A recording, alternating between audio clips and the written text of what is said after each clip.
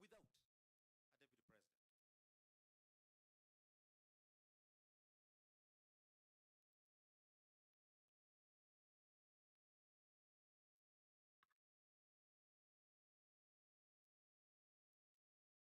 And so I return to what the Supreme Court said in the Sonko case we must do and has not been done, has not been afforded to our client, the deputy president.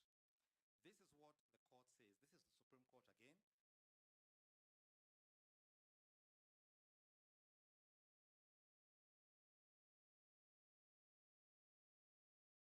They converted the proceedings into an advisory opinion.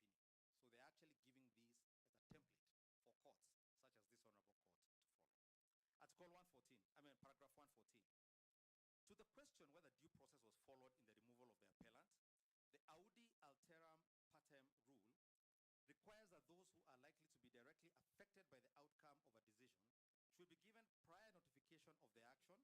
So they give a whole list of what must be done. Prior notification of the action, of the time and place of any hearing that is to be conducted, and of the charge or case they will be called upon to meet. They must be given an opportunity to be heard.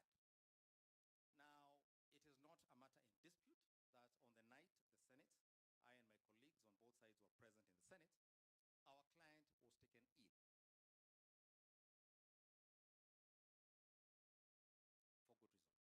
good reason. So he is taken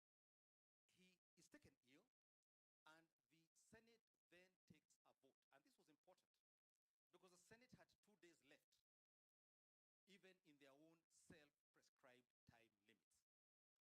They voted, and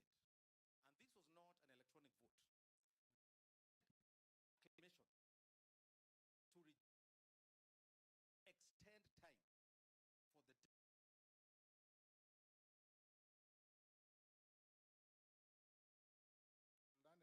acclamation to extend time for the learned counsel is misleading the court. And it is clear that the Senate votes electronically.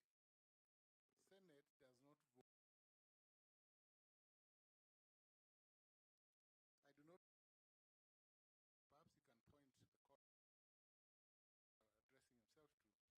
acclamation. We can't just sit back and watch it. Lead the court. I was personally there. Senior Counsel Muita was there. The entire team, most of them were there. On the question of extension of time, it was by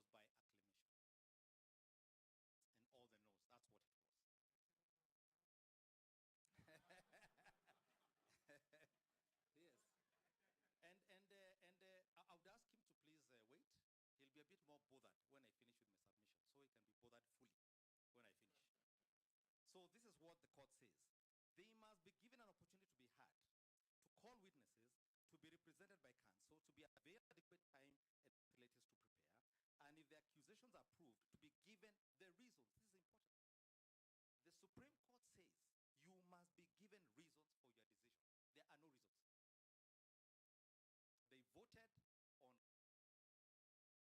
They did not give reasons for that decision. Of course, beyond there, they are also entitled to challenge the decision again. You've been told these decisions are not challengeable. The Supreme Court says the accused must have the decision against higher court or tribunal. At paragraph 115, Article 47 of the Constitution enshrines the right of every person to fair administration.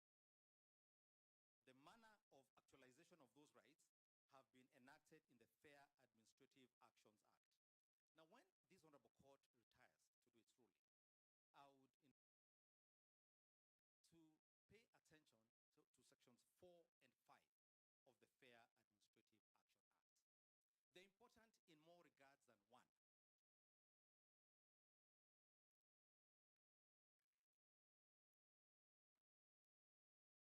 Senior Counsel Paul Muite has alluded to the question of public participation, and so will some of my colleagues who will come after me.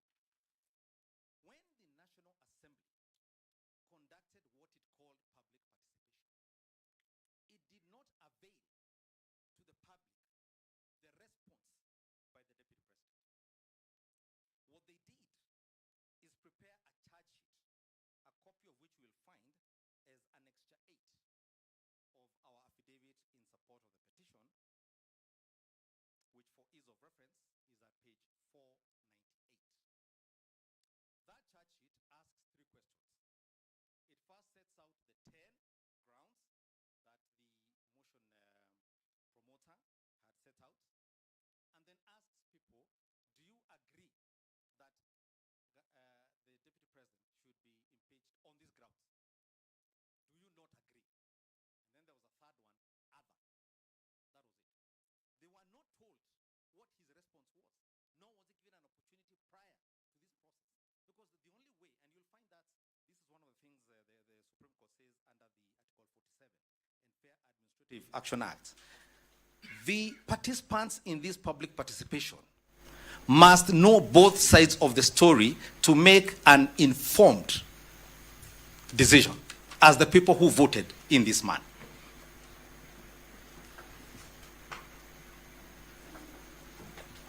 The court then goes on at paragraph 116. In the process of removal of a county governor, and for this case the Deputy President, the right to fair administrative action under Article 47 and the right to fair hearing under Article 50 of the Constitution, all, and I'm paraphrasing here, to the Deputy President before a decision to remove him or her from office is reached. An unfair removal is one which goes against the principles of natural justice, just like I've demonstrated, which implies that no adequate notice was given, that there was bias, and where the hearing was not fair. In our amended petition, which you will see in the fullness of time, we have given particulars of how each and every of these issues was violated. The Senate and the National Assembly, first and foremost, constricted the time allowed by the Constitution for themselves. They cut their own time short, and so no one had sufficient time to do anything. We have said they introduced new evidence as the trial was going. There was panel beating as the matter was going on, and as I've said, there was a lack of fair hearing. Though, this is Supreme Court, though a political process, impeachment is sanctioned by the Constitution and the law and is not a platform to settle political scores. This speaks to what Senior Counsel Paul Muite said a few minutes ago. It's not an issue of ticking boxes, going into a room and saying 300 of us have said you're a bad man, you must go. You're a bad woman, you must go. You must comply with each and every of the provisions of the Constitution. Bearing in mind that the removal architecture in the Constitution, the law, and the standing orders are designed to achieve accountability, political governance, and personal responsibility, and are not aimed necessarily to find criminal responsibility. On the question of natural justice, this is what, this was a decision by, I believe, your brother, Justice Odunga. It's in our list. This is miscellaneous civil application number 266 of 2017. He cites at paragraph 69 a case, I believe, from Uganda. It is a cardinal rule of natural justice that no one should be condemned unheard. Natural justice is not a creature of humankind. They're asking you to take away a creature, and let me read to you what it says. It was ordained by the divine hand of the Lord God. What God has given us, do not allow these respondents to take away from the Deputy President. And that any law that contravenes or offends against any of the rules of natural justice is null and void and of no effect.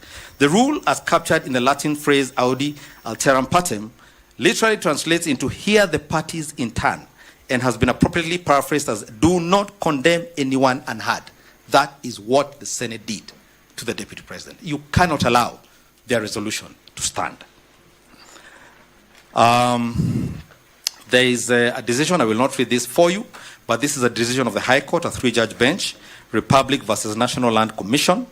I believe this is miscellaneous application number 266 of 2017. At paragraph 109, the decision of the Supreme Court of Kenya in Speaker of the National Assembly versus Attorney General and 3 others, where the court again restated, the Supreme Court, your jurisdiction in these circumstances. And then to the Senate proceedings I've just read out for you. In the Martin Wambora case, this is what, this is the case, this is, it's cited in the Mike Sonko Mbuvi case, versus Clerk of the Nairobi County Assembly. At paragraph 226, I believe this is the High Court decision, this is what the court said about what my good friend Professor Ojenda was getting a bit hot under the collar over. Although it does not fall within our remit to direct the legislature on how to perform its functions, we are of the considered view that impeachment of a governor is a serious undertaking, just like a deputy president, as the end result can lead to the removal of a popularly elected governor. The deputy president before you and the president who ran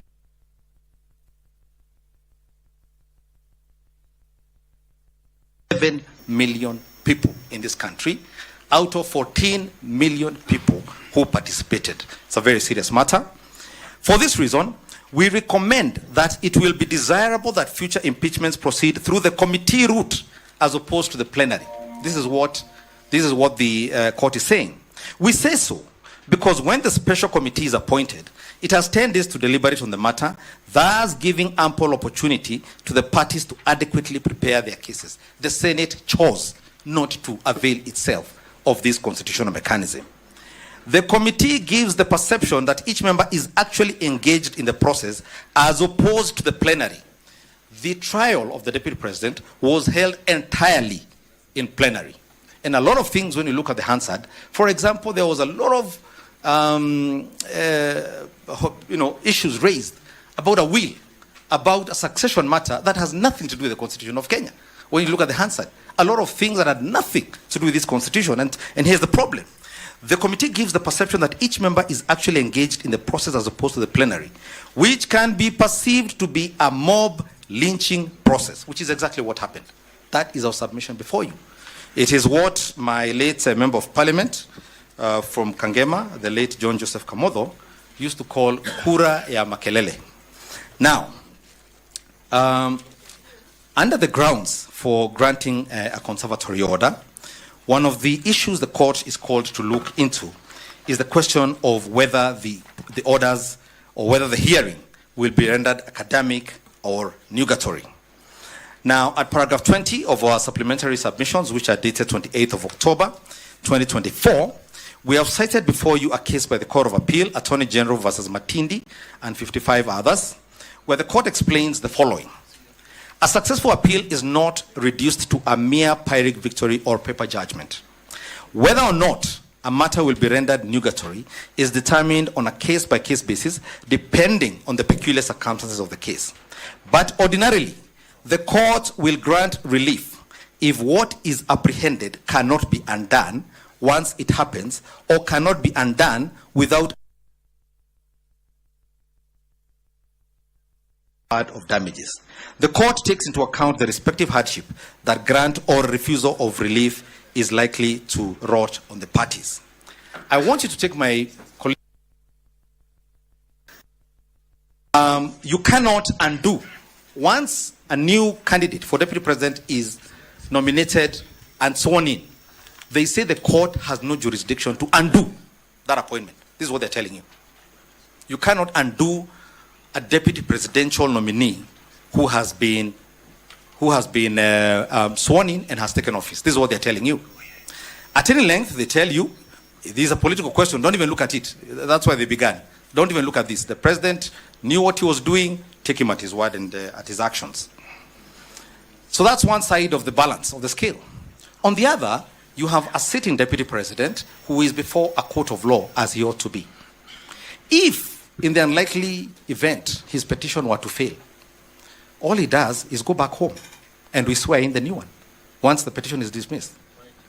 But conversely, if you swear in a new deputy president, you kick in motion a whole series of events, including a president, a deputy president, who is now exercising constitutional mandate, who is chairing cabinet committees, that may ultimately be found to have acted outside the Constitution of Kenya. The balance lies in granting conservatory orders so that we can do this in a civil manner. Former Supreme Court judge of the Supreme Court of Kenya, Justice Ojwang, used to call a pacific resolution of the dispute. As I said, the Constitution has given ample time for all of us to interrogate these questions. 60 days is the magic figure the Constitution gave us. Let's not be in a rush to undo the timelines given to us by the Constitution. And finally, the decision of, I believe, Gatirau Munya, the question of the public funds that are expended, swearing in a new deputy president, getting him a whole fleet of cars and workers, and the trappings of power, and as is the custom, perhaps even doing the road to his village home, all these sort of things. So let's hold our hands until we can determine whether the process that led us to this day was done constitutionally. That is the Peter Gatirau Munya decision. My lords and your ladyship, the decision you make in this matter will echo in eternity. It will be a turning point as to whether we continue being a constitutional democracy or a dictatorship and an autocracy. I beseech you, do not let us go down the path of autocracy, and the privilege of your attention and your time. Unless you have any questions for me, I'll hand over to one of my colleagues. Thank you. Thank you.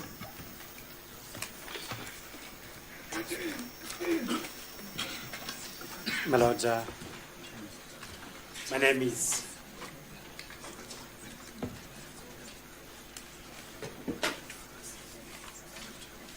my name is Kibe Mungai. The team leader is Paul Muite, Senior Counsel, assigned this application, the one from Kerogoya, to me, Professor Ogada, and Mr. Ndegwa Jiro. As I had already indicated to the court, and with the benefit of the submissions from my learned colleagues, we shall try to do our business within an hour. So I'll start first, followed by and then Mr. Ndegwa, for purposes of presenting that application.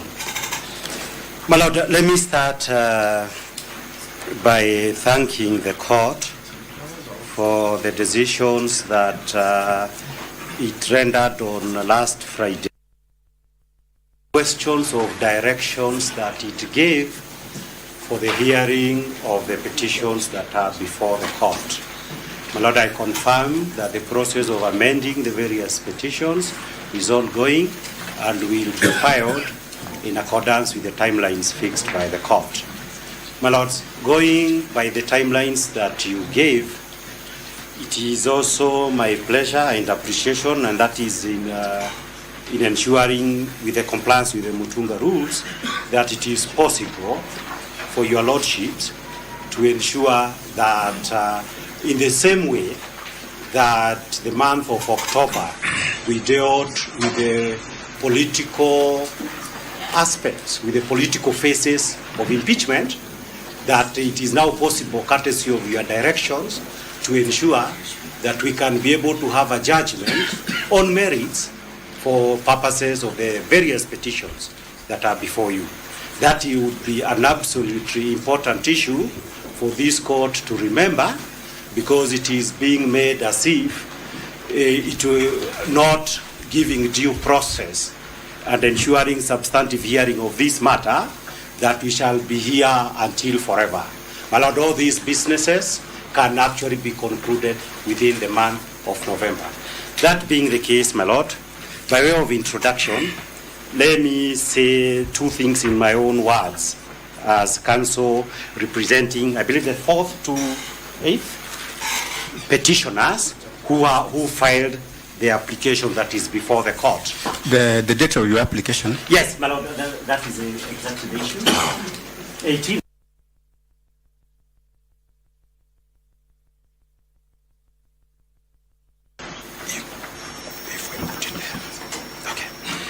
My Lord, 18, it is supported by an affidavit sworn by Honorable David Munyi Mabenge on the same date. My Lord, for purposes of the documents, let me start there. We have filed submissions the submissions were filed yesterday. There is a supplementary we filed today, and we have filed various responses to the affidavits to set aside that my learned colleague, Mr. Ogada, will be referring to them.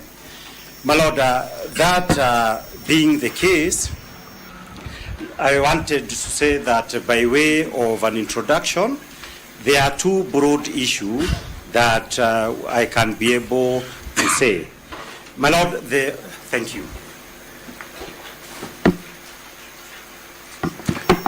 Yes. My Lord, the first issue is that moved the court applicants moved the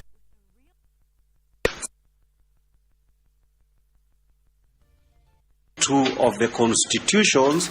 Every citizen of Kenya has an obligation to defend and protect the constitutions of Kenya. That's a broad mandate. And of course, further to the other mandate, that under the Bill of Rights, from Articles 19 to 23, where the Bill of Rights is being violated, they are permitted to come to this honorable court to seek for the appropriate reliefs. And therefore, that is the basis upon which they came and have moved this honorable court. My Lord, the second broad issue that I wish to cover at this particular stage is to point out that what is basically the big thing about the matters that are before you. My Lord, the big issue for purposes of the matters that are before you is that these impeachment proceedings, after you hear us, two possible scenarios are clear. The Deputy President, who has already argued his application, as his advocates has pointed out, is an elected Deputy President, an election that was conducted on the 9th of August, 2022. My Lord, on account of the vote of impeachment passed by the Senate on the 17th of August, 2024, if the process concludes in accordance to the manner in which it has so far been implemented under Article 149(1) of the Constitution, it would result into Kenya having an appointed president 2 years after one who is elected was put into office. My Lord, that's a big thing, whichever way you look at it, for the simple reason that one of the important devices of the 2010 Constitution was to ensure that the holders of President and Deputy President have the direct mandate of the people. So, in a matter where that important issue of our constitutions could change, it is our submissions that every absolute care must be taken to ensure that the process and the law leading to this very critical political and legal transformation on our constitution has been addressed. How would this be addressed? My Lord, we shall be arguing together with my learned colleagues that the only way in which this can be the hearing on merits of the petition that are before this court. My Lord, having given those introductory remarks, let me come to the application of the 18th by highlighting the issue that we both clearly know. My Lord, impeachment, and many cases, I will not go through them. The many cases that have been cited of impeachment shows that impeachment in Kenya has 4 processes. One, where allegations are made, that is purely political.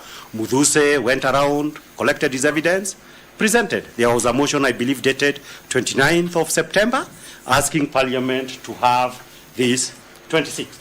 I'm told 26th of September. That's the stage 1 of the political process. Stage 2 of the political process is the stage where the National Assembly approves by a vote of 2/3 of all the members to allow to reject the impeachment motion. My Lord, that was done. There are various issues that have been raised in the majority of the petitions that will be argued in the fullness of time that shows the significant problems when this matter was at the parliamentary level. Topmost of them being the impartiality of the Speaker and the Deputy, together with the manner in which public participation was handled. Stage 3, my lords, is a stage of the Senate.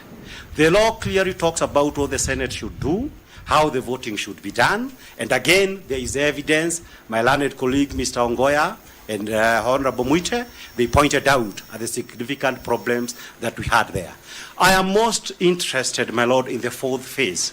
The fourth phase of impeachment, as it has now been established in our jurisprudence, is where this court seeks to establish whether there was compliance with substantive law and procedural law by the political organs upon which the mandate of impeachment has been entrusted upon by the Constitution, other laws, and the respective standing orders.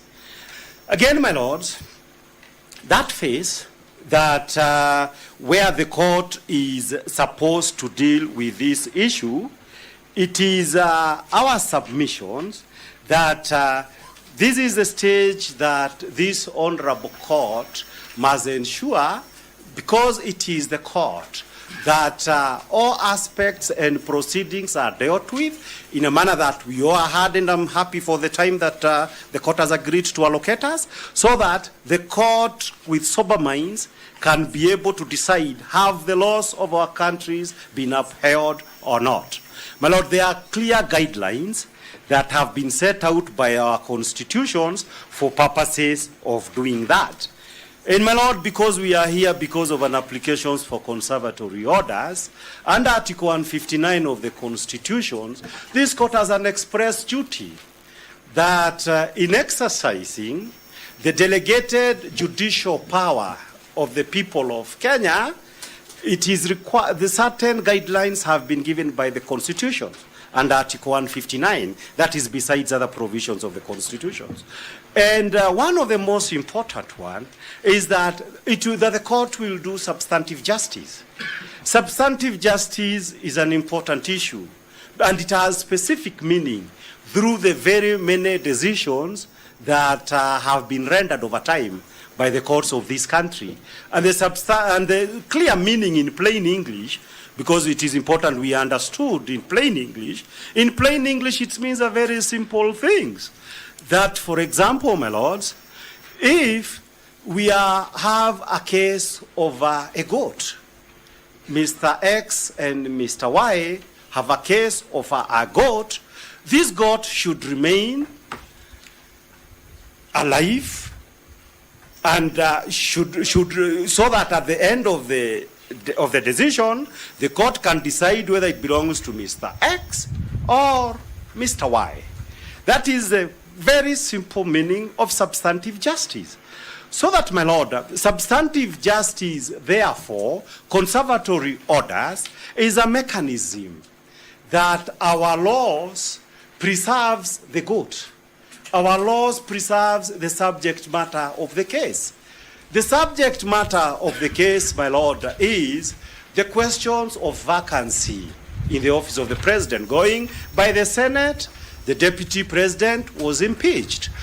On account of the orders that have been given, that office is yet to be filled.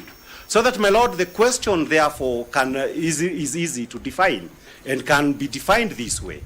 That, as we wait for the hearing and determinations of this case, it cannot be settled at the interim level that the Honorable Kindiki will now be the Deputy President of Kenya, so that as we argue the petitions, there is already the impeachment process has been concluded to the disadvantage of the other people, of the other person who is seeking the same office. So that, my lord, is a simple issue that is very easy to define. So that, my lord, we shall be arguing that when we come to that particular issue Why on earth? Because you have before you.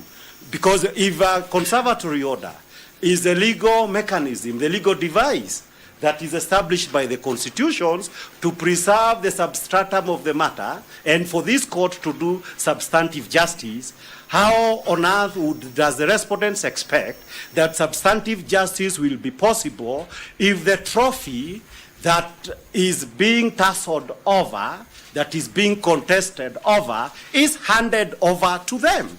My Lord, all systems of justice would be offended to be told that it is possible at halftime for one team to be declared to be the winner before the matches is concluded.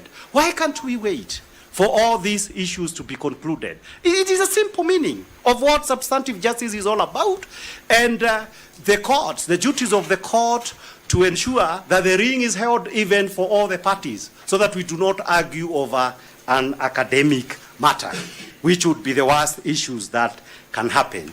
My Lord, there is the case of the Gatirao Peter Munya. I'm coming to the applications for conservatory order. The principles are very clear. I just need to go on them as quickly as I'm able to. Under Gatirao Munya and other decisions, we have a big authorities, many authorities. The issues were set out very, very clearly. There are three tests. The first test is on the prima facie case. My Lord, my learned colleagues have set out the various many legal issues that are there. That from the standpoint of the applications that we are arguing before you, there are 5 issues for purposes of the prima facie case to comply with the Gatirao Munya case. The first one, my Lord, is public participation. I don't need to go into that. It's a substantive issue in the majority of that issue.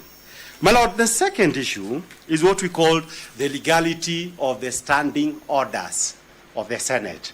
My Lord, in the petition filed in Kerugoya as 015, the petitioners, amongst other things, are saying that although the Constitution provided for clear timelines on how, for example, the business is going to be conducted, and specifically said that this investigative committee is the only committee that can be able to discharge that constitutional function, the Senate established standing orders under which the plenary of the Senate can also resolve that issue.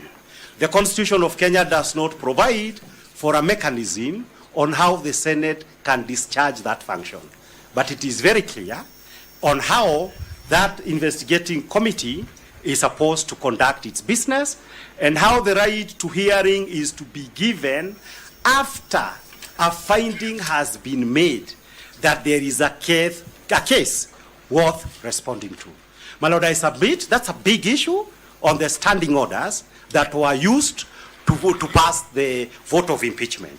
The second issue that has been sought in that case is the issue of interpretation and application of those laws on impeachment, 44, all those laws, 48, 144, 144, 149, all those have been raised. My Lord, as you clearly know, this is the first impeachment for purposes of those laws. And therefore, if a question of interpretation has been raised specifically before you, it underscores the necessity to ensure that on merits, this court actually determines and interprets the law, so that the next time we have probably to do it against the president or against Kindiki if he gets there, the law would be clear and we shall not be going through all these things. So a serious issue has been raised by that petition. The other serious issues that have been raised is, of course, the fairness of the Senate proceedings. I will not go into that because already the lawyers for the deputy presidents have raised that issue. And the fifth important issue is the issues of nominations of the Honorable Kindiki. That issues of the nominations, my learned colleagues will say more about that. But as we wait for their turn to come, the only two issues that I need to say at this early stage is to point out the fact that that under the constitutions, I believe Article 137 of the constitutions, any person occupying the office of the deputy president or the office of the president must be qualified in accordance with the constitutions of Kenya. Under the impeachment articles of the constitutions, these issues of the constitutions on the qualifications are not set out. So that because they are not set out, it is an assumption that when reading the constitution holistically, this court will go to those other specific provisions of the constitutions where the issues of qualifications are set out. My lords, those issues of qualifications are many. One, and the body under the constitution, my learned colleague Mr. Ndego will say more about it, is that the IEBC confirms whether any person has those qualifications or not. I don't think that is a contested issue. I believe it is also not a contested issue that at the time that the President of Kenya appears to have received some letter from IEBC confirming that the Honorable Kindiki is duly qualified to hold the positions of Deputy President, courtesy of Article 149 of the Constitutions, we did not have IEBC. Of course, various arguments can be taken by the parties that are before you. Those arguments cannot be concluded. Those arguments can only be arguments to justify whether or not the conservative orders will remain in place or not. But they'll have to be settled when the petition has been heard.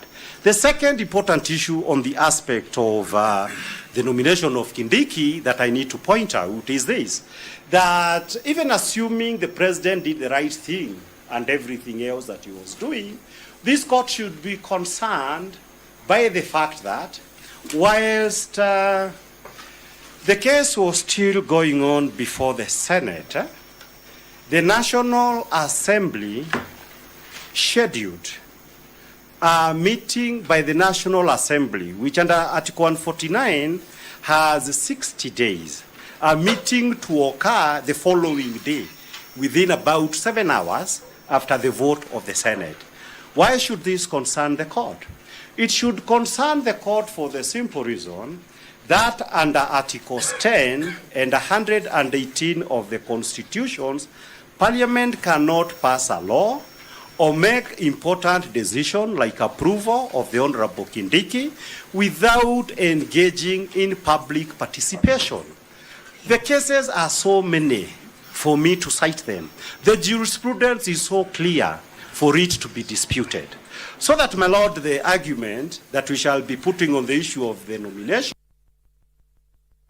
unless this honorable court, that at this stage, that public participation does not apply to the nomination and approval by Parliament, then, my lord, it is clear that this is the kind of case in which you are duty-bound to confirm the conservatory orders until this petition is heard and determined. Because the precondition would have to say, we have excluded this process from public participation. You would have to resolve the main issue, one of the main issues, at this stage before the petition has been heard. That would obviously be irregular. Now, none of us expect it to happen. I still wonder how the respondents would expect for them to get such kind of an order. I go to the second test, and this is the test of whether those orders will be rendered nugatory. My lords, again, I will not use the word no-brainer, but my lord, this is not a difficult argument to be able to resolve. I had a little bit say something about it, but my lord, the whole argument would be this, that if the whole argument, and that has been our case since we first came here last Tuesday, that we cannot, my lord, be able to have a situation in which the petitioners are saying the constitutions of Kenya has been systematically violated, and that all these obsessions with the application to set aside the conservatory orders that are in place are meant to complete the violations of the constitutions. My Lord, under the constitutions, your first duty is to defend the constitution. That duty is particularly greater for the simple reason, it's called Meduse. The MP, Metuse, that one. When the mover of the motion had that duty under the constitutions, President of Kenya had that duty when conducting, making appointment under 149. National Assembly had that duty, and the Senate. But my Lord, you are saying, it says, the Constitution has been, my Lord, the Constitution has been violated.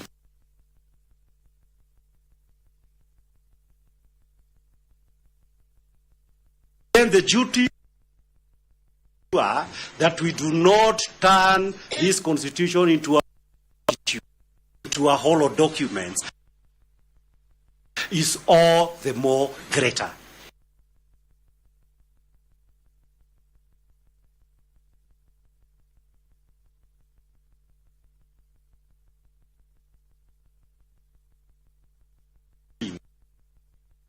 Park or whichever other press for them to say we are swearing Kindiki. That would be a mockery of justice. But there is a greater mockery of justice that I would want to point out.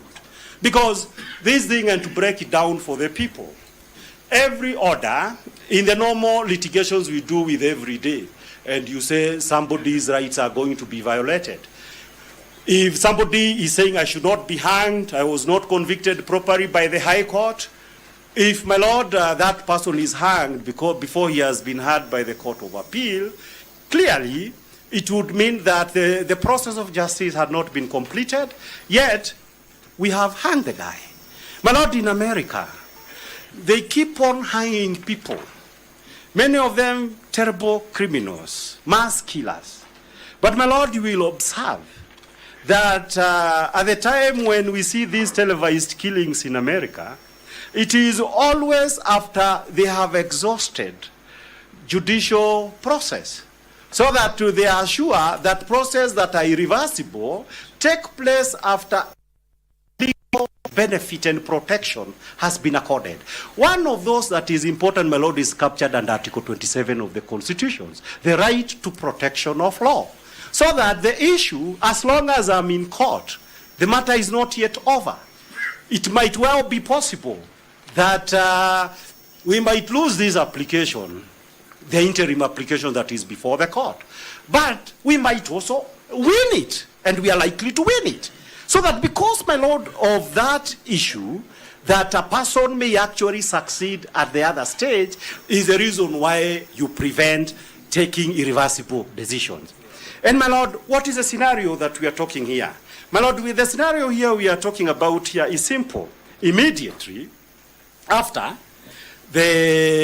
assuming the orders were lifted, that's the scenario I want to describe.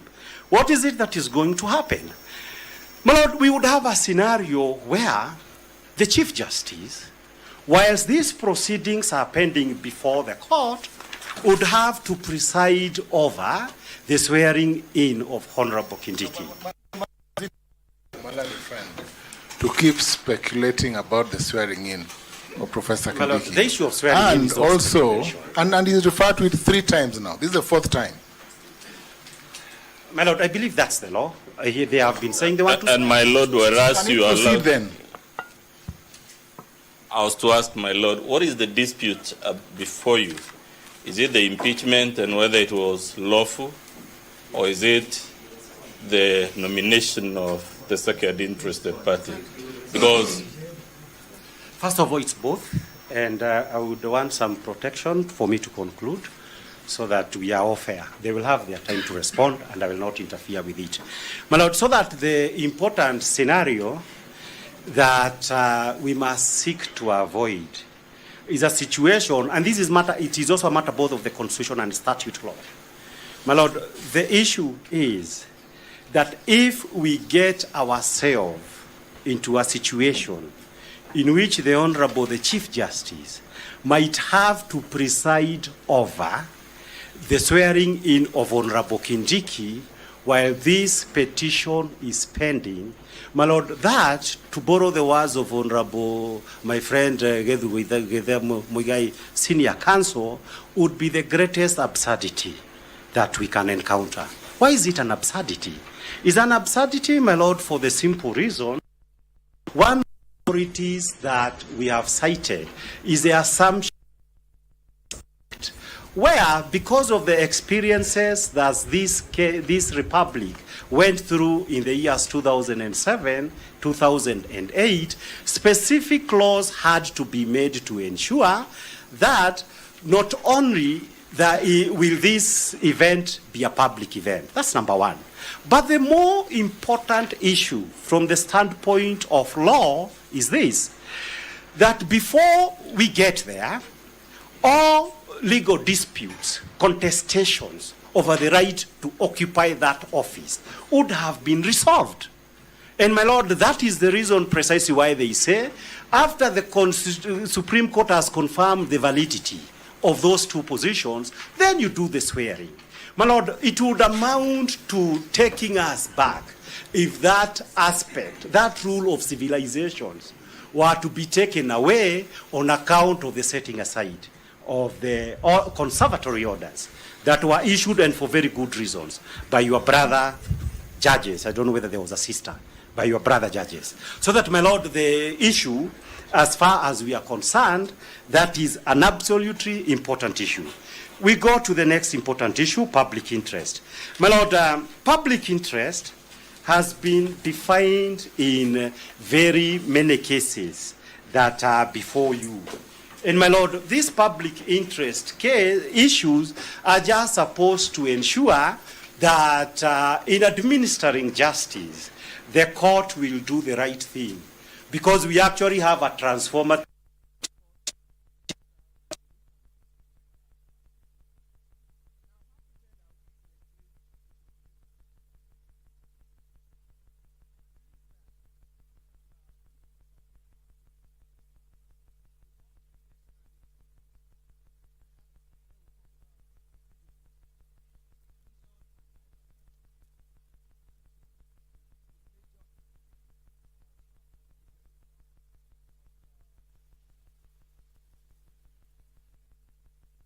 Murugaro, Christopher Darathi Murugaro versus Kenya Anti-Corruption. This I'm citing the passage appearing at page 7 to 8. My learned senior, Rigathi Muigai, will be familiar with this decision. My Lord, from the last paragraph, what did the Court of Appeal say on public interest? I read, it said as follows. Lastly, before we leave the matter, Professor Muigai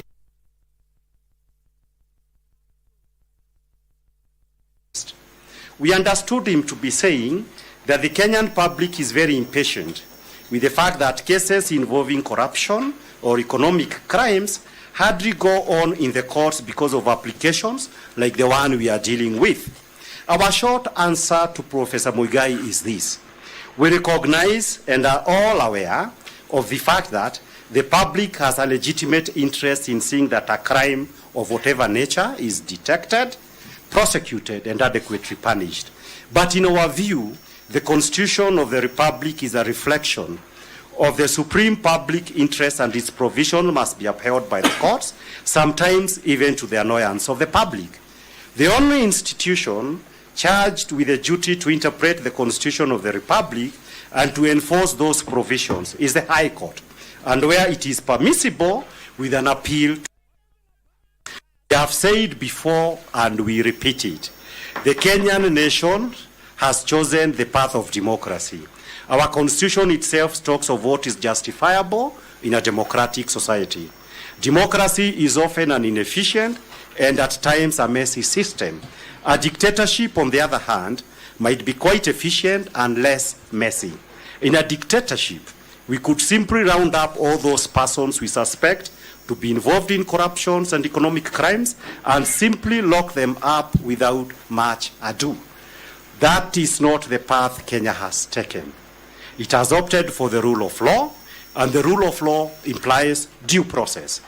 The courts must stick to that path, even if the public may, in any particular case, want a contrary thing, and even if those who are mighty and powerful might ignore the court's decisions.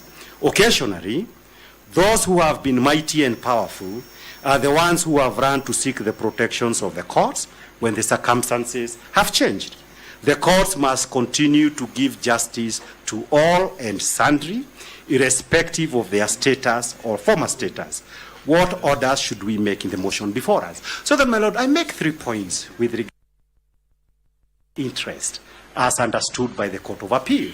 Number 1 is that public interest means enforcement of the constitutions of Kenya.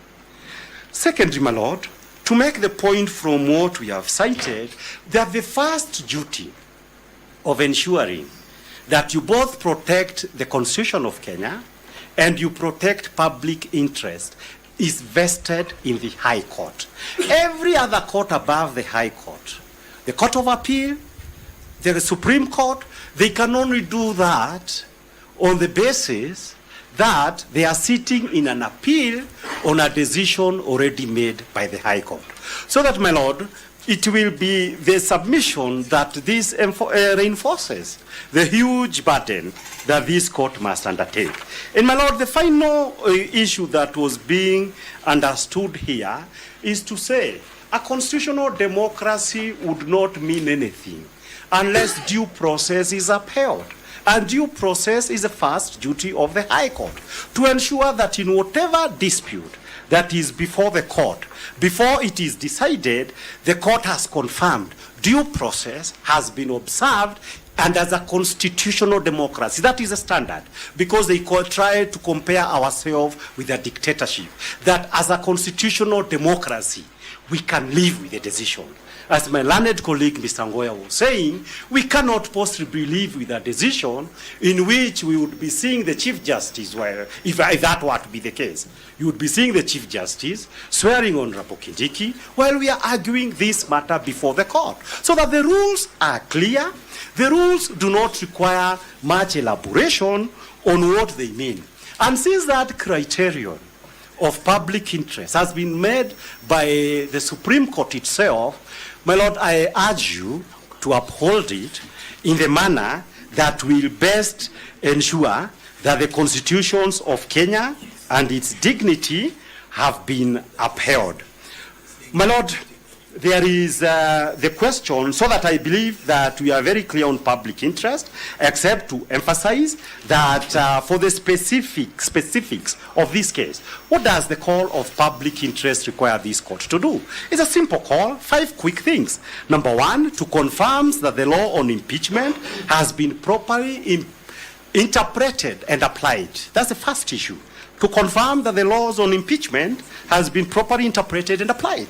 Number 2 is to achieve substantive justice for the parties, so that when a judgment will be issued by this court, at least everybody can win something, that nobody goes home with a hollow victory.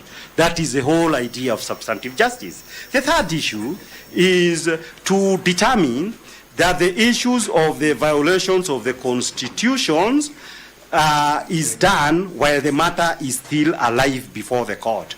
My Lord, very serious issues on Articles 27, 38, and 50 of the constitutions have been raised. They are all under the Bill of Rights. We urge that while public interest needs to be upheld by ensuring that when this court pronounces itself in a judgment, those issues would not have been turned into academic. Number 4, my Lord, is to ensure that the integrity of the presidential or political succession that is written in express law under our constitution is not rendered ridiculous or ineffective. And in those, I point out what we had said earlier. The desire of the makers of the Constitution was any person who will hold the office of Deputy President and therefore can potentially become President without an election ought himself to be an elected official. So that it's a big thing if this office, and without good reason, except political an appointed person. It is in public interest that an elected deputy president, except for the clearest of evidence, except for the greatest of sins that are clear to all men of justice, is not removed from office. My Lord, the fifth issue is to do this, that this court protects the constitutions. I've already talked something about it, so I don't have to go much into it. My Lord, there are only two decisions before I sit down that I would like to point myself to. There is the issues of Githunguri versus Attorney General. It is one of the cases that are before you. The facts in Githunguri are notorious, and they are also notorious for the simple reason that that decision, those old advocates who are there, Kina Paul Muite and Dr. Gibson Kamau Kuria tells us, that it was largely, though it was a 3-judge bench, it was written in the style of Chief Justice Madan. My Lord, that issue said something that is important to me, the younger advocates in Kenya. And what it said is this: it emphasized the question of justice. And it emphasized the question of justice in the simplest meaning in plain English.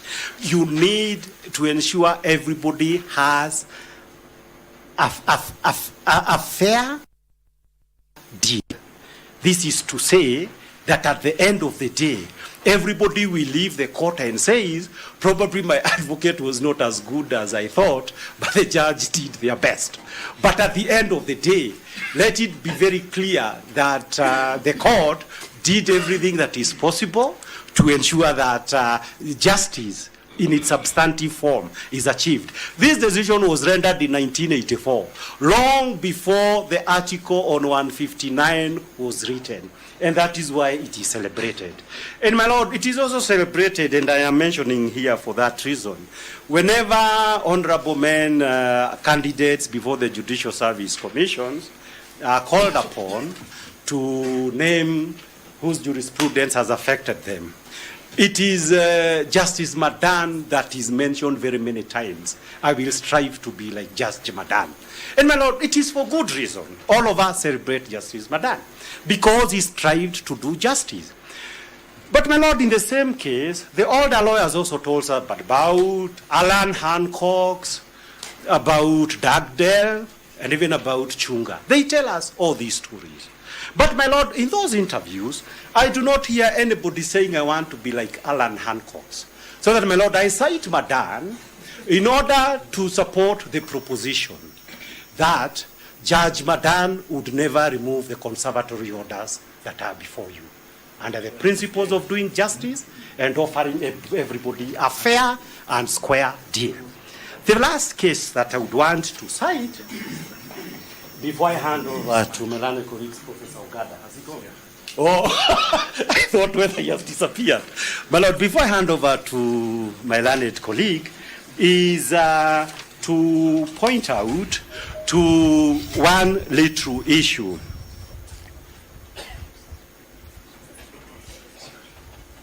The petitioners, you have exhausted 2.5 hours. Budget how you are going to... Yes, sir. Yes, my Lord, we are budgeting. With the remaining, yes, no more than 30 minutes. Yes, anybody Lord, who wants to submit on your side, yes, we'll try to do our best. You have no more than 30 minutes. Thank you. We'll do our best. My Lord, for purposes of this case, is the only thing I'm citing before I go. This decision, like you've had very many other decisions on constituent power and everything, this will be an international decision. It's a decision that by universities across the country. And therefore, the least that I can do is to confirm that the lawyers for the petition are still familiarized themselves, as Macharia tried to do, with what other courts internationally have said. There is just like a small issue.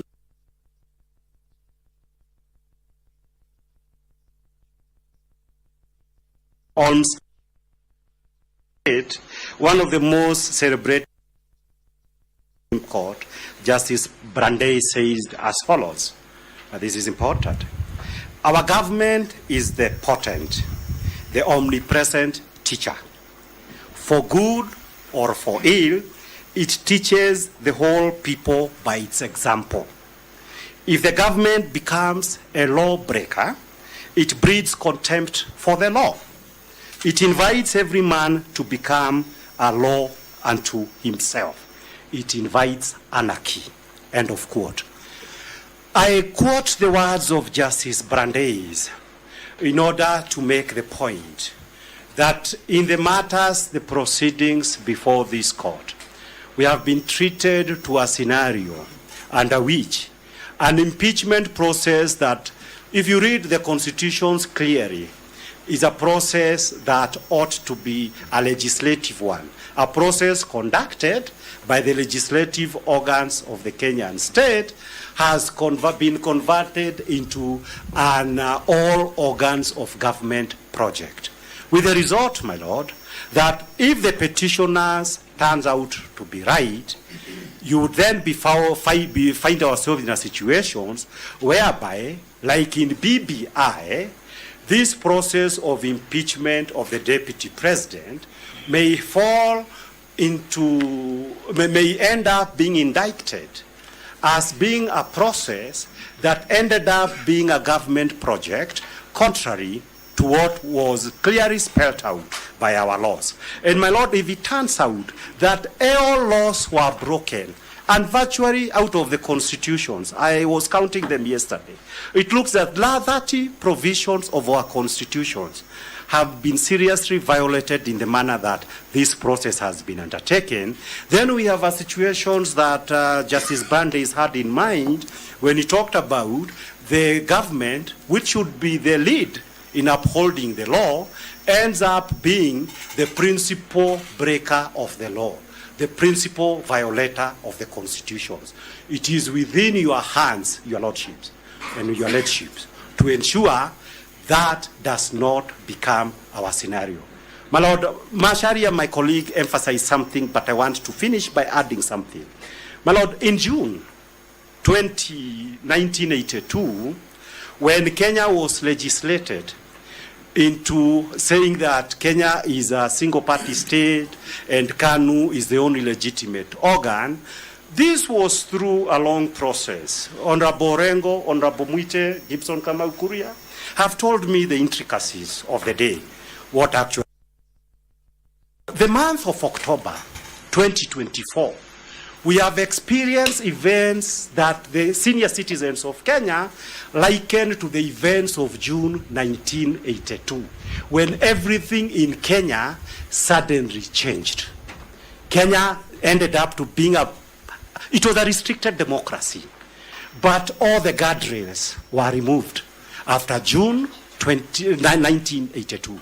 Your lordships, I urge you that if these petitions, if these proceedings end up in a manner that does not uphold our constitutions, then this constitution may face the same plight that the former constitution faced after the events of June 1982.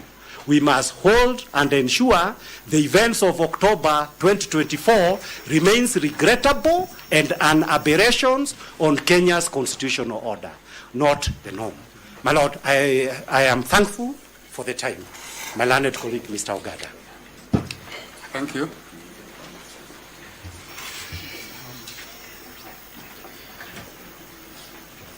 How many people are yet to speak? For these applications, there are two. I was with Mr. Ogada and Mr. Ndegwa. They have heard you when you talked about 30 minutes. They will try to divide the time amongst themselves. My lord. My lord, I'm also. Yes, my lord, I was saying that we are also interested parties in the application and we would require 15 minutes. We will reach you.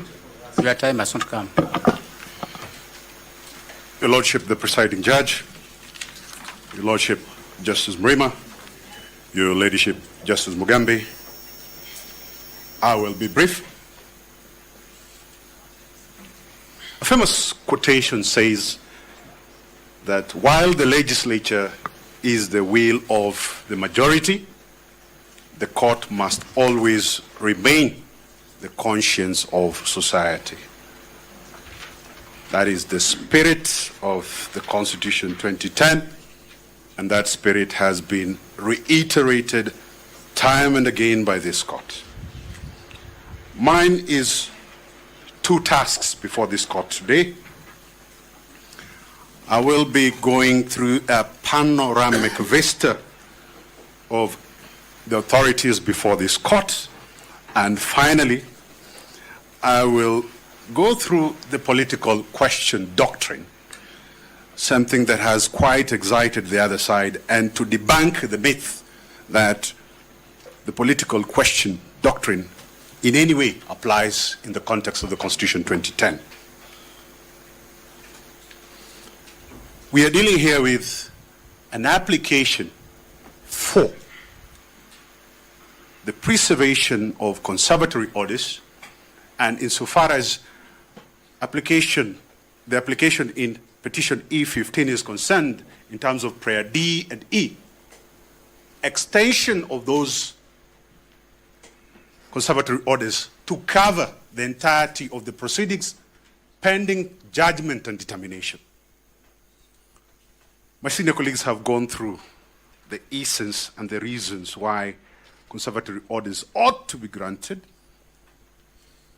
Mine is just to buttress this, that I will ask this court to look at the decision in David D and others. That was a 5-judge bench decision led by Professor Justice Joel Ngugi, as he was. And in paragraph 29 of their ruling, that is dated 26th February 2024, and in that decision, quoting a decision from the Supreme Court of Appeal in Nigeria, United Cement Company versus Dangote Industries, the court says that conservatory orders are prophylactic. They are intended to save the substratum of petitions. And as been ably demonstrated by my colleagues before me, we will sit at monumental oddity, the perfect storm in the teacup, when we allow certain processes to happen, including the swearing in of Professor Kithure Kindiki, who argued with me the BBI decision, that if his swearing in should go on, then these petitions will be rendered academic. That certainly should not be the legacy of this court. This court, in the context ably articulated by my learned senior,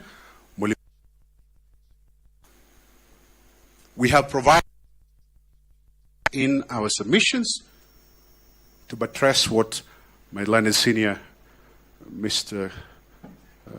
Kibe Mungai, has articulated in terms of the tests in Getirao Munya. We have the case of Kang'ethe Kinyanjui, the Norlak case. These have been attached to a list of authorities. They express, in terms of fine legal distillation, what will mean by an arguable case, and in terms of that infamous term that was bandied here before, the term nugatory, it has been judicially defined. You look at what the Court of Appeal in Kang'ethe, Kinyanjui, and Norlake define nugatory to mean. In terms of public interest, we will invite these honorable courts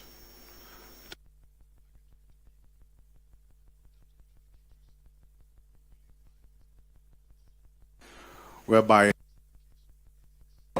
says that an additional limb to be examined is public interest. And we have labored in our submissions, Your Lordship, the presiding judge, to itemize 7 items of why the Constitution, as was articulated by my learned senior Ongoya, why the Constitution qualifies as the highest embodiment of public interest.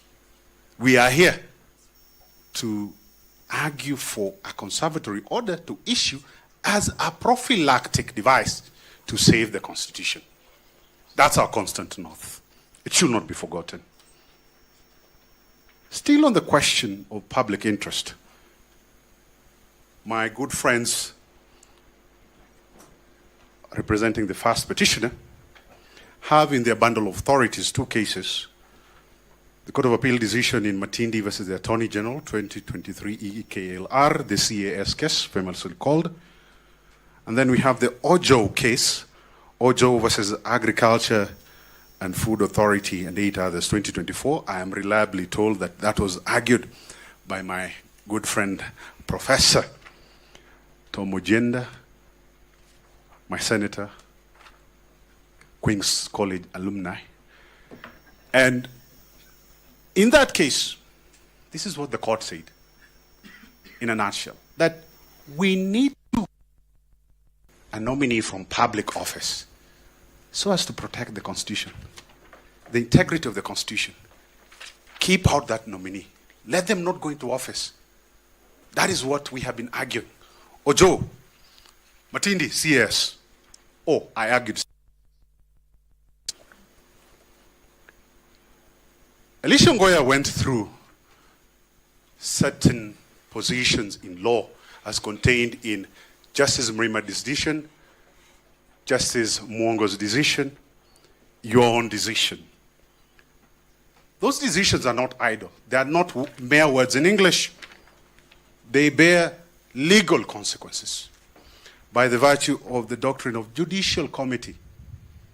That when a court declares itself on a position of law, and in the context of these particular petitions, we are dealing with collegiate decisions. Those decisions enjoy protection by virtue of the doctrine of judicial comity. Lord Justice Newberger, in an authority that we have supplied, the case of Willis and Joyce, 2016. This is the two 2018 appeal cases. We've provided that.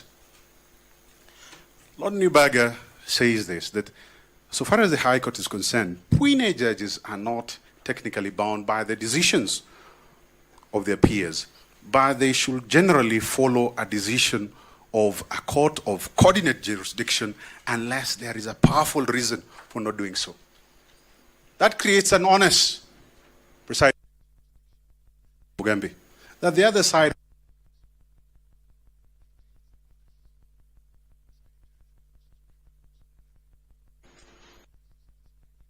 making those determinations for you to depart from the same. Elisha Ngoya, full picture of how odd that will be.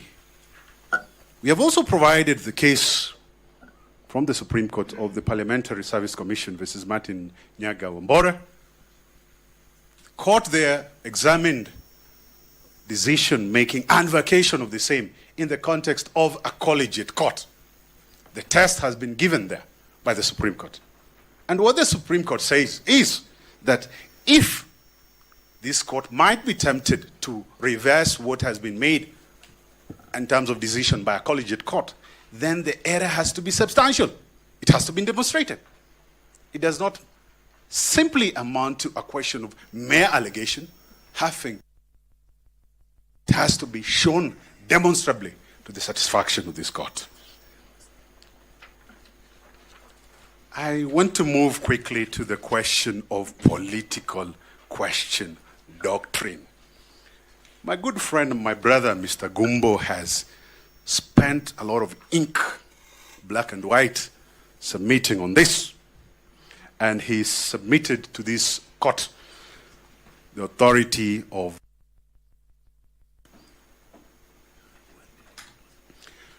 to him and those on that side who submit in that line of thinking, we say this, that the political question is an American constitutional emanation. It is a function of separation unique to the American constitutional context. That's number one. In the context of the Republic of Kenya, that morphed to mean justiciability. And in our context, it has yielded to notions such as ripeness, mootness. And this was done by no other than His Eminent Grace, the Lord Justice Mrema, in the case of Anthony Miano and others, was the Attorney General 2020 EKLR. Thirdly, the political question focuses on limitation by courts on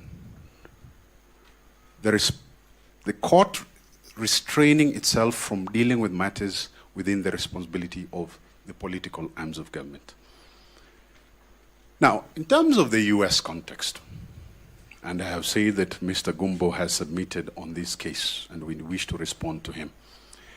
This is what they did not tell you in terms of Baker versus Carr. Baker versus Carr, 1962, lays down 6 factors that can be used in identifying what a political question is. So the political question within the American context is not a general rule of application.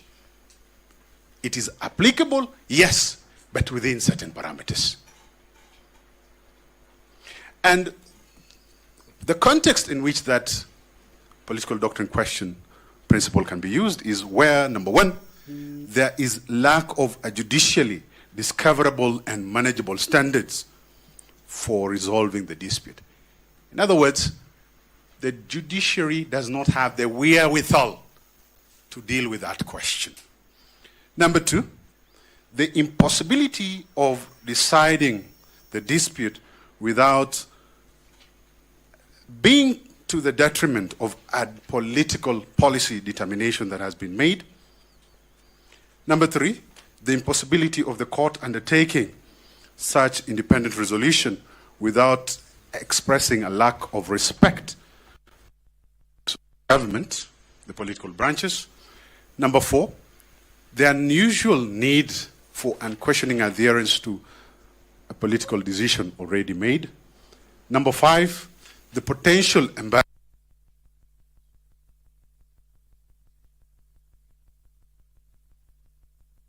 and textually demonstrable commitment to the issue of a coordinate political department. Those are the 6 circumstances according to Baker versus Carr. So the question, Your Lordship, Presiding Judge, what will be the usefulness of this doctrine in Kenya? The Constitution of the Republic of Kenya, David D. and others, the Constitution of Kenya has an internal theory.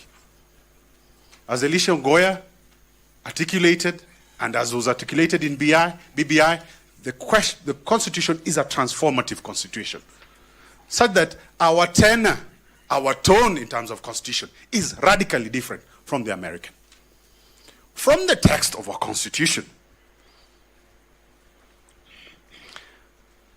this is what the Court of Appeal in the BBI decision said at paragraph 139 and at paragraph 144.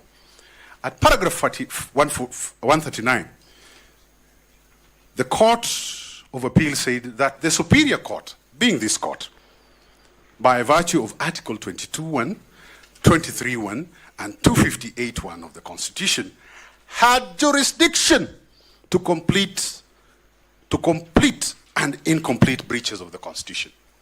Your Ladyship, Your Lordships, the substratum in the BBI case was a bill that was stopped in its track before signature. That is important in terms of this context. At paragraph 144, this is what the Court of Appeal says, that when matters involve a threat to breach constitutional rights, justiciability requirements are satisfied and hence the court is allotted. The court is seized with jurisdiction when a breach of the Constitution. Constitutional texts, plain reading. Article 4.1 read with Article 4.2 together with Article 1 provide an interface between law and politics. I repeat, 4.1, 4.2 as read with Article 1 provide an interface between law and politics. The requisite of power ultima, sovereignty in the people, and the requirement by the Constitution that government and governance must be in accordance with the Constitution, Article 2.1, our supremacy clause, ensures that politics are subordinated to the rule of law and constitutionalism. Article 3, the preservation clause. Everybody is enjoined to defend the Constitution.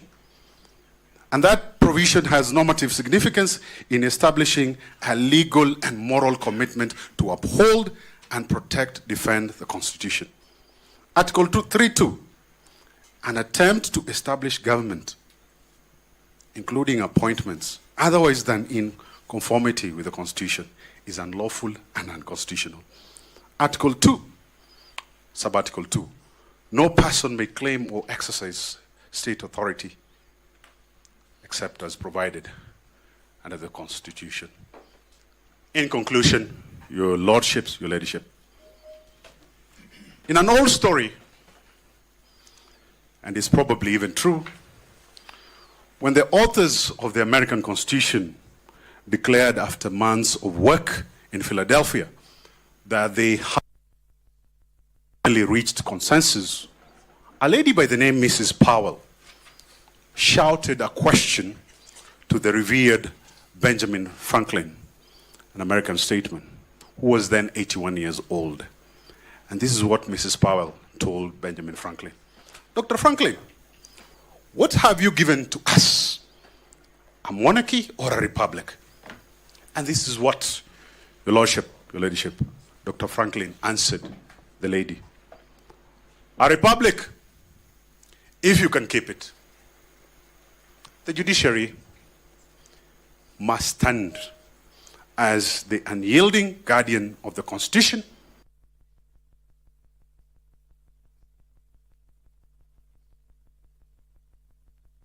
the pillars of justice and democracy begin to crumble. I submit. Thank you. Thank you.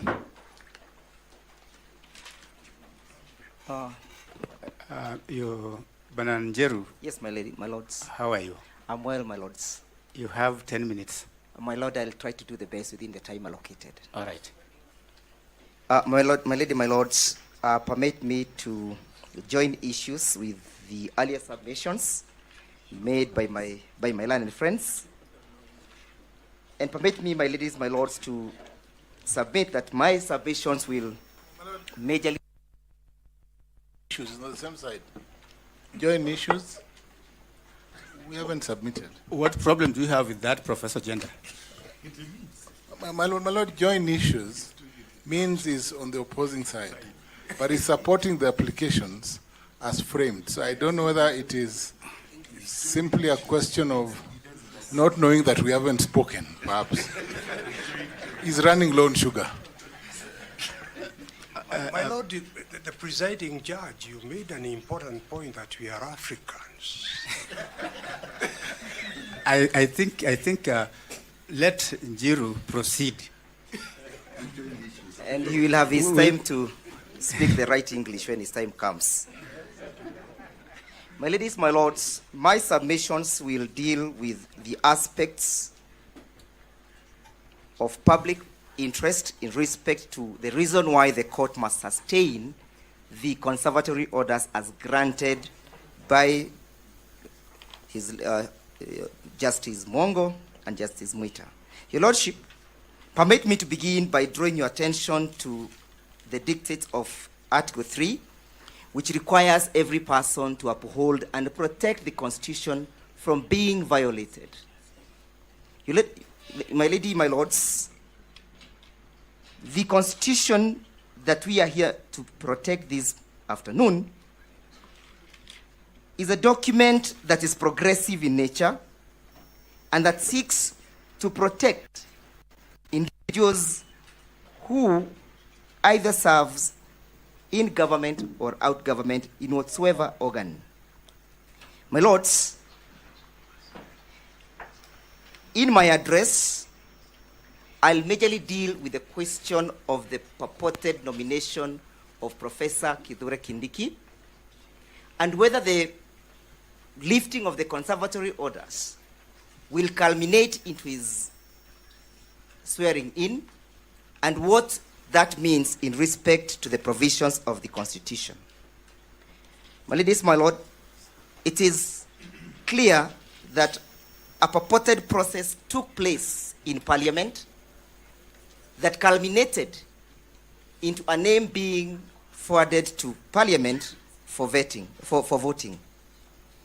My ladies, my lords, it is important for us to interrogate the circumstances that led to the forwarding of this name, and whether or not that process is confirmed with the dictates of the Constitution.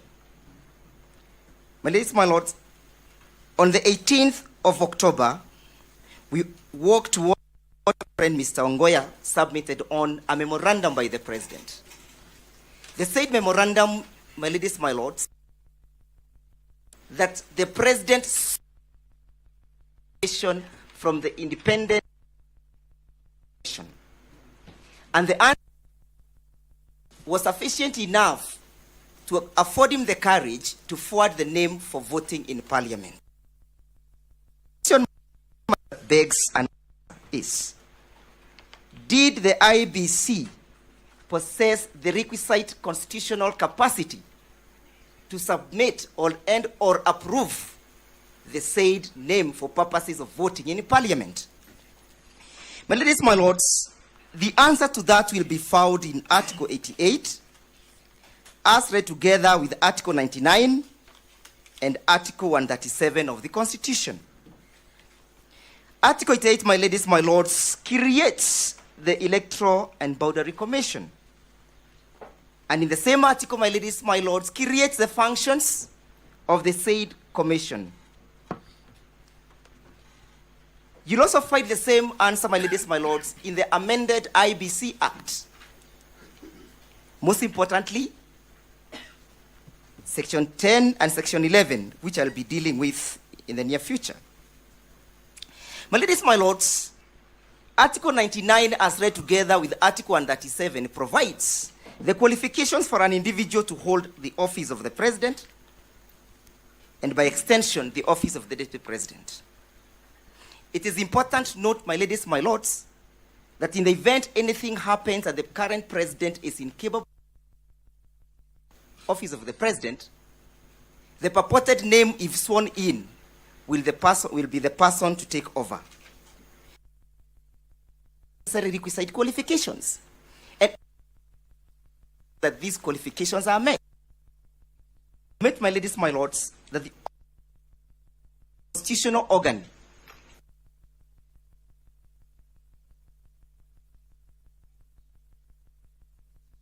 judicial notice, my ladies, my lord, that the commission as currently constituted falls lack of the commissioners.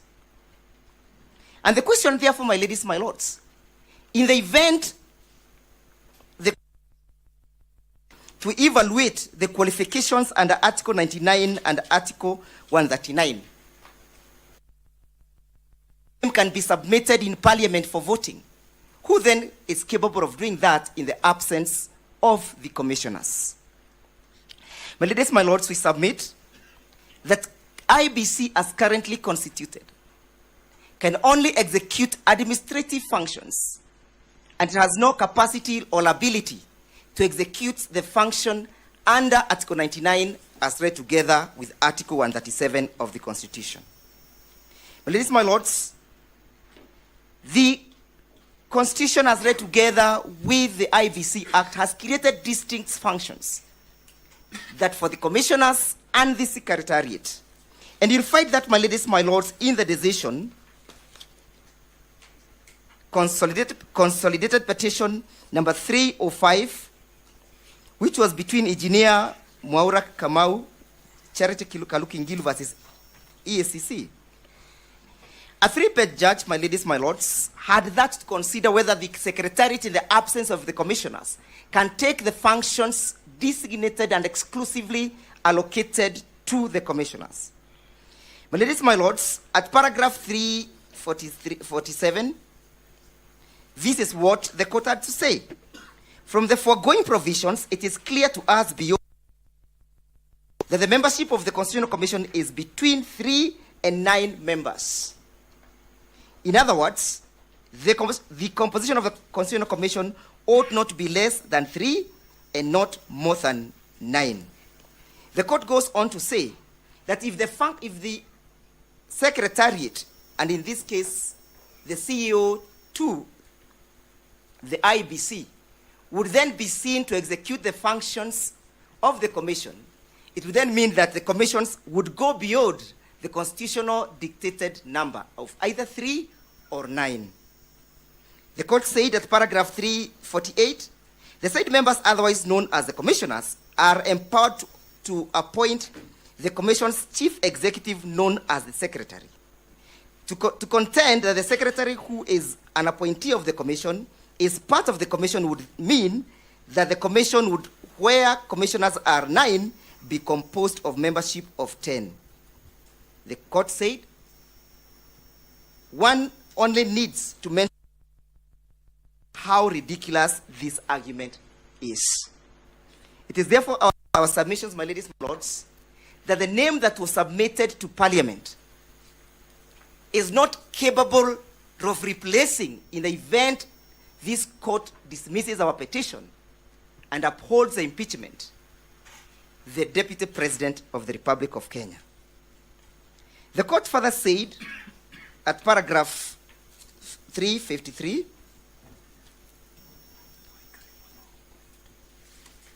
I refer the court to have a look at paragraph 353 and paragraph 354.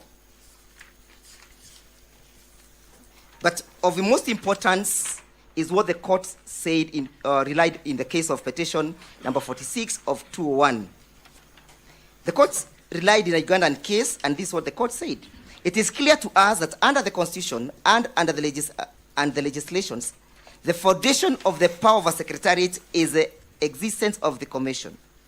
The secretary and the secretariat can only carry out the powers vested in their offices when the commission is in place, exercising its powers since they implement what the commission has approved or resolved. Again, I urge the court to look at paragraph 356 and also 358. But most importantly, your Lord, my ladies, my lord, is what the court is saying at paragraph 362. This is what the court had to say. We therefore also agree with the petitioners that any decisions purportedly transmitted to the DPP recommending the prosecution of the petitioners without the sanction of the commission would not be in compliance with the law and the Constitution. We urge you, my ladies, my lords, to find that the name that was submitted in Parliament is not capable of replacing the Deputy President of the Republic of Kenya. Why is that important, my ladies, my lords? Because if the orders are lifted today, that will be the next course of action. My lord, that's not a finding you can make in your ruling on an interlocutory application. Well, why, my ladies, my lords? Because this is a train with many compartments and many stopovers. The next stopover that we shall land on, my ladies, my lords, if the orders are lifted, is to have a person who was not duly appointed in accordance with the Constitution taking over the office of the Deputy President. My ladies, my lords, permit me to draw your attention to paragraph 365, 336, and 337 of the same judgment. And this will be my final submissions in respect to this judgment. At paragraph 367, the court is saying, whereas a commission may be disabled in its ability to perform its functions, such disability does not automatically render the commission extinct. Such an event, in our view, only places the commission in a state of dormancy as it is able to carry out its functions. My ladies, my lords, I have perused the replying affidavit filed by Marjan on behalf of the IBC. He makes no reference to the memorandum filed by the President. My ladies, my lords, he technically makes sure that he does not make reference to that so that he may not be seen as if he has devolved into the functions of another organ. My ladies, my lords, permit me to draw your attentions to section 6 of the appointment point. I beg your pardon. Paragraph 6 of public appointment parliamentary approvals. And as you look at paragraph 6, also look at the definitions contained at paragraph 2 of the same act. What an appointment means and what a candidate means. And for avoidance of doubt, a candidate means a person who has been proposed or nominated for appointment to a public office. Section 6 creates the criteria upon which Parliament must follow so as to satisfy the need for public participation. It also creates the time in which to be executed. It has been submitted that this was supersonic speed that took approximately 6 hours, and the Republic of Kenya had a new deputy president proposed. But the question might be, can this be done in the absence of the exercise of the sovereignty of the people of Kenya? If we were to allow this, my ladies, my lords, what will be the import and what will be left of Article 1 of the Constitution? Will it be to